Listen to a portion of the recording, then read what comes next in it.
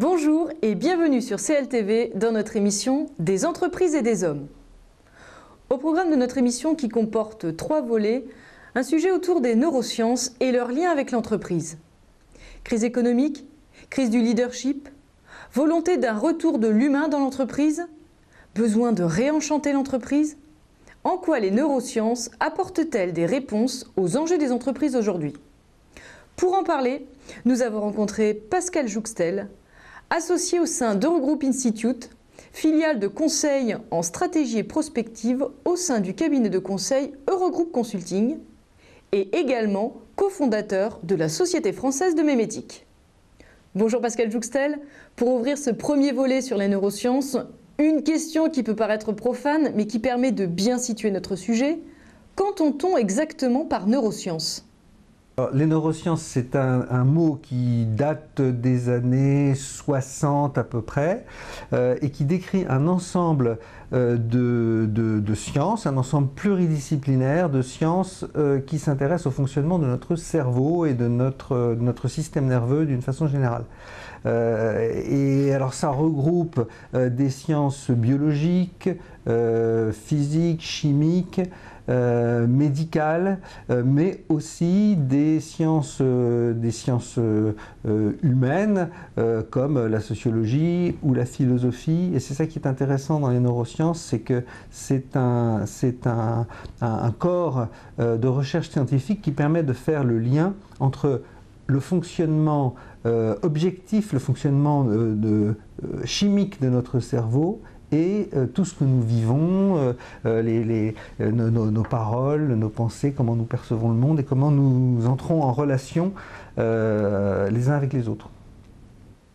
Et pourquoi, selon vous, sont-elles si peu présentes et si peu incarnées au sein des entreprises aujourd'hui ? La question pourquoi on entend peu parler des neurosciences dans les entreprises,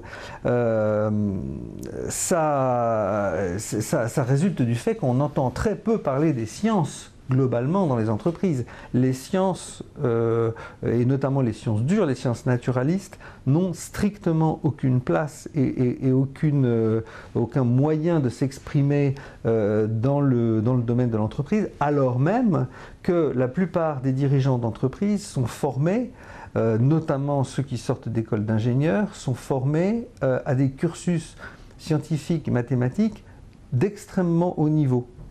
Et donc on peut se poser la question, pourquoi est-ce que la science cesse d'inspirer les dirigeants à partir du moment où ils commencent à avoir des comptes à rendre en euros ou en dollars? À ce moment-là, la science n'a plus aucune importance. Les seules expertises qui valent à ce moment-là sont des expertises économiques qui sont refondées directement dans l'économie et dans l'expérience du business.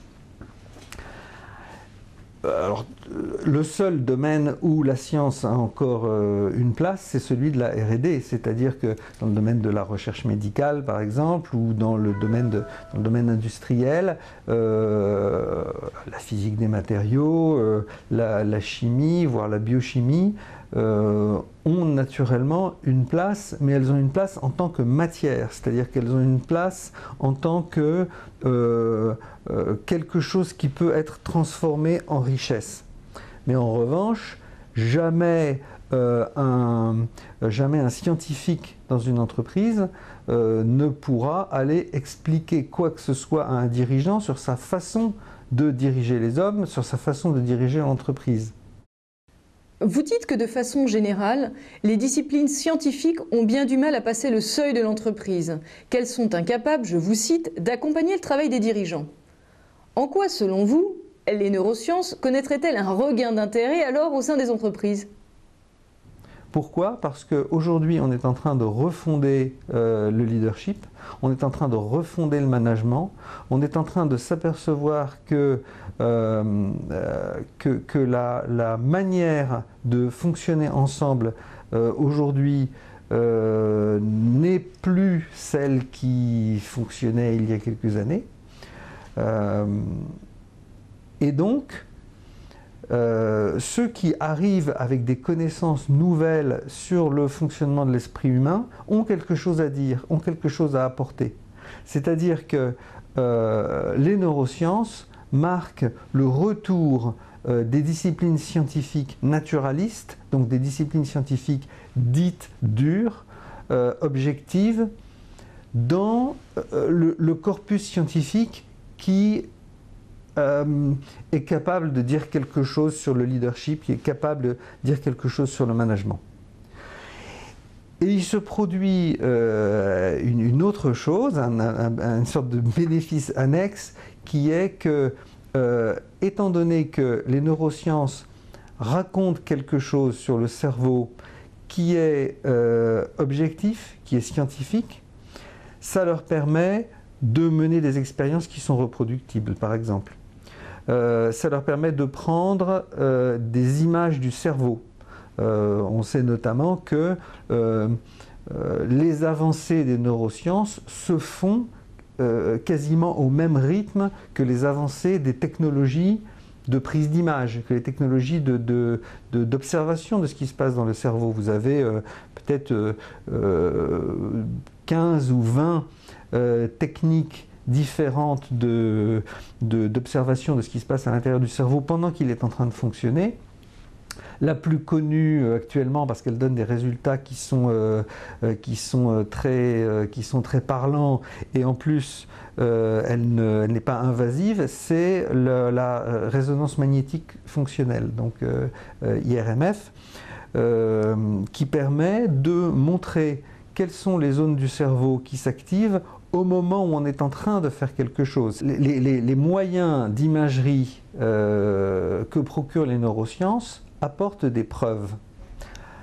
Et ces preuves permettent de relier des faits objectifs de ce qui se passe dans le cerveau à des réalités comme la confiance, comme le plaisir d'être ensemble, comme l'apprentissage, comme la motivation, comme le plaisir, la joie, la peur, le stress. Donc toutes ces choses qui a priori relèvent des sciences molles, qui relèvent de la psychologie, qui relèvent du ressenti et qui relèvent de l'émotion et de la subjectivité.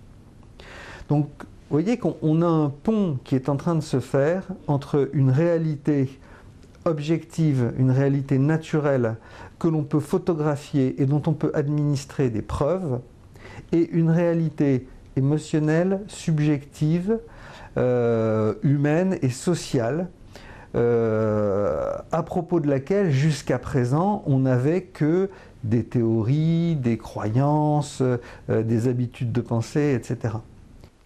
Et concrètement, qu'est-ce que le fait d'intégrer les neurosciences au sein des entreprises apporte dans l'évolution du management?